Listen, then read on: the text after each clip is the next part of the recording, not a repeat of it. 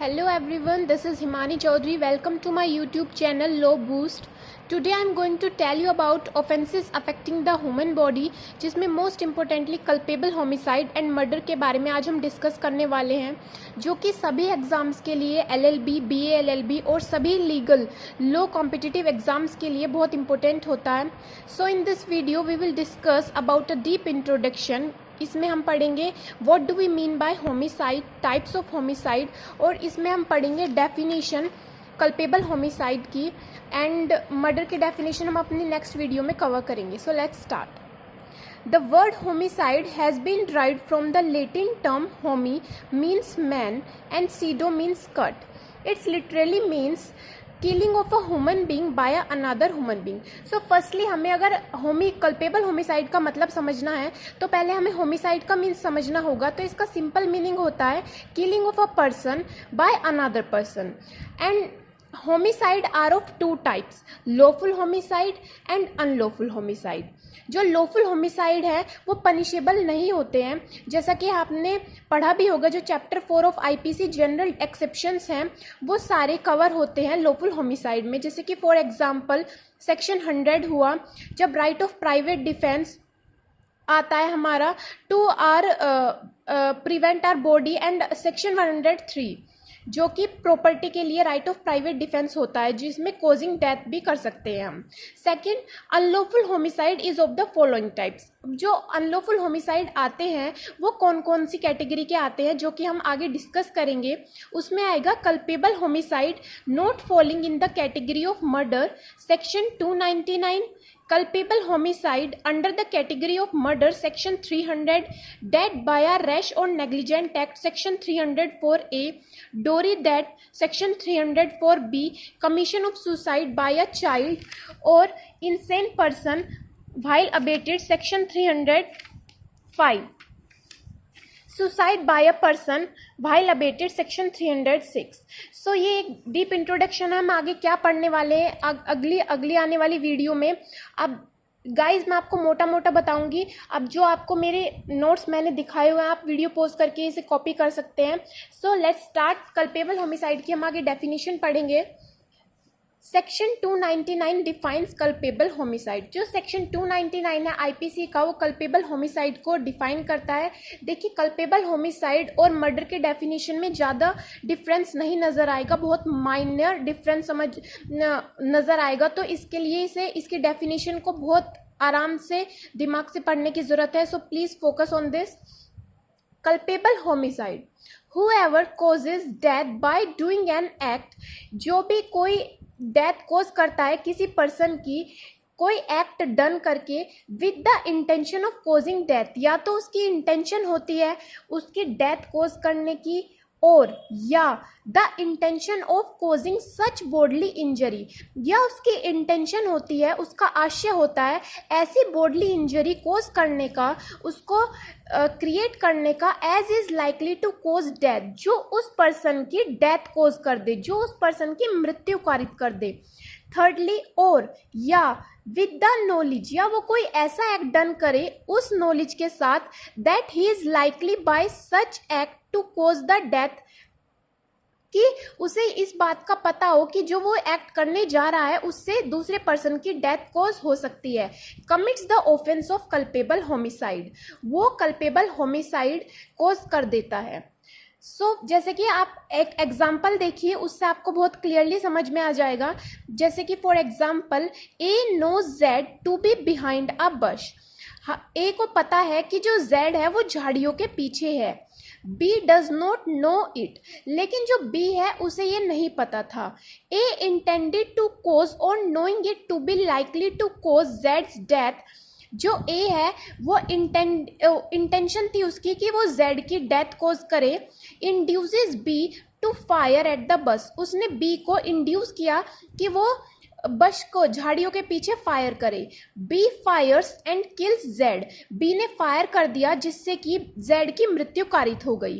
Here B may be guilty of no offence, यहाँ पे हमें पता है कि जो बी है, बी को कुछ नहीं पता था, उसकी नॉलेज में कुछ नहीं था कि जो जेड है वो झाड़ियों के पीछे है, इसलिए उसने कोई भी ऑफेंस नहीं किया, वो किसी भी ऑफेंस के लिए गिल्टी नहीं है।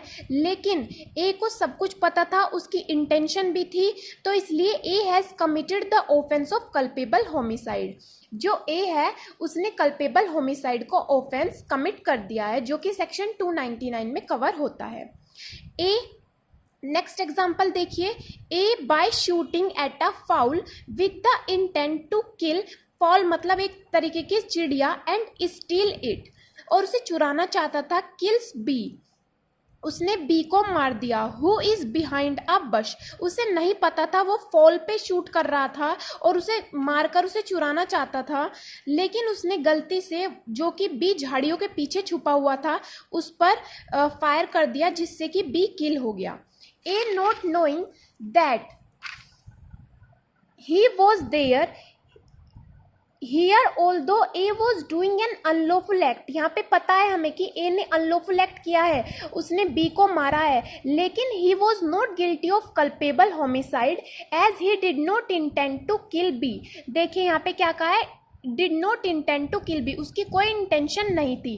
तो सबसे मेन इंपॉर्टेंटली कल्पेबल होमिसाइड में भी और मर्डर में भी सबसे ज़्यादा ज़रूरी है इंटेंशन का होना पर्सन की।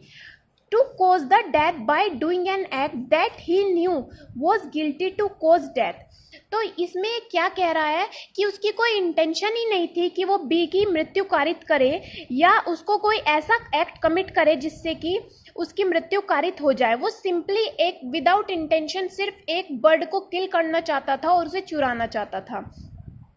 तो यहाँ पे हमारे डेफिनेशन और एग्जाम्पल कवर हो गए हैं गाइस। आई होप आप समझ पा रहे होंगे जो भी मैं आपको समझाना चाह रही हूँ। तो चलिए आगे एग्जाम्पल्स के बाद हम अपनी एक्सप्लेनेशन देखेंगे जो सेक्शन 299 में कवर होती हैं। पहले हम देखेंगे explanation first. A person who causes bodily injury to another who is labouring under a disorder, disease or bodily infirmity and thereby accelerates the death of another shall be deemed to have caused his death। अगर कोई person किसी को कोई bodily injury कोज करता है, जो कि वो पर्सन जिसको बॉडली इंजरी उस पर्सन ने कोज करी है वो किसी लेबरिंग किसी डिसऑर्डर से गुजर रहा है, डिसीज़ है या उसे किसी प्रकार की बॉडली इन्फर्मिटी है जिसके कारण उस बॉडली इंजरी से उस पर्सन की डेथ कोज हो जाती है, तो यही माना जाएगा जिस पर्सन ने इस तरीके की उसे बॉडली इंजरी, उसे इस तरीके की हार्म पहुंचाई है, उसने ही उसकी डेथ कमिट करी है, तो वो ही लाइबल होगा कल्पेबल होमिसाइड के लिए। एक बार मैं और बता देती हूँ। A person who causes bodily injury to another who is labouring under a disorder, disease और बॉडली इन्फॉर्मिटी, यदि कोई पर्सन किसी ऐसे पर्सन को बॉडली इंजरी पहुंचाता है जो कि डिसऑर्डर, डिसीज और किसी तरीके की बॉडली इन्फॉर्मिटी से गुजर रहा है जिसके कारण उसकी मृत्यु कारित हो जाती है, ये माना जाएगा कि जिस पर्सन ने उसको इस तरीके की बॉडली इंजरी पहुंचाई है उसने ही उसकी डेथ कमिट करी है। एक्सप्लेनेशन 2 क्या कह रही है, where death is caused by a bodily injury to another, the person who causes such bodily injury shall be deemed to have caused the death, although by resorting to proper remedy and skillful treatment the death might have been prevented। इसमें normally ये कहना चाह रहा है अगर किसी person ने किसी दूसरे पर्सन को इस तरीके की बॉडली इंजरी पहुंचाई है जिससे कि उसकी डेथ कॉज्ड हो गई है, तो यही माना जाएगा कि उसने उसकी डेथ कमिट करी है, चाहे अगर उसे प्रॉपर ट्रीटमेंट मिल जाता या कोई भी स्किलफुल ट्रीटमेंट या रेमेडीज मिल जाती, उसकी डेथ प्रिवेंट करी जा सकती थी। इस तरीके का कोई बहाना नहीं चलेगा। फॉर एग्जांपल जैसे कि एक पर्सन ने दूसरे पर्सन को सर में बहुत तेज से कोई भी चीज़ मार दी, जैसे कि कोई डंडा मार दिया, तो उसके जिसके कारण उसकी मृत्यु हो गई, तो उसके लिए ये बहाना नहीं रहेगा कि मैंने तो फ़ोन किया था, टाइम पर एम्बुलेंस नहीं आई, या डॉक्टर टाइम पर नहीं पहुंचा जिसके कारण उसकी डेथ हो गई, नहीं तो वो बच सकता था। इस तरीके का कोई भी बहाना नहीं चलेगा, वो लाइबल होगा, वो कल्पेबल होमिसाइड की कैटेगरी में आएगा। Explanation 3, the causing of a death of a child in the mother's womb is not homicide. अगर किसी बच्चे की डेथ कर देते हैं माँ की वोम में, कोख में, वो होमिसाइड नहीं कहलाएगा, लेकिन ये कल्पेबल होमिसाइड कहला सकता है to cause the death of a living child if any part of that child has been brought for though the child may have not breathed or completely bone.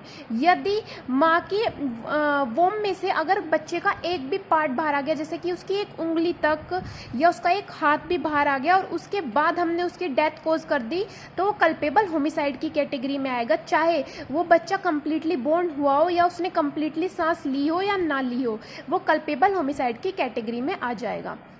So I hope guys आपको मेरी video पसंद आई होगी। So please like my video, share and subscribe. Thank you.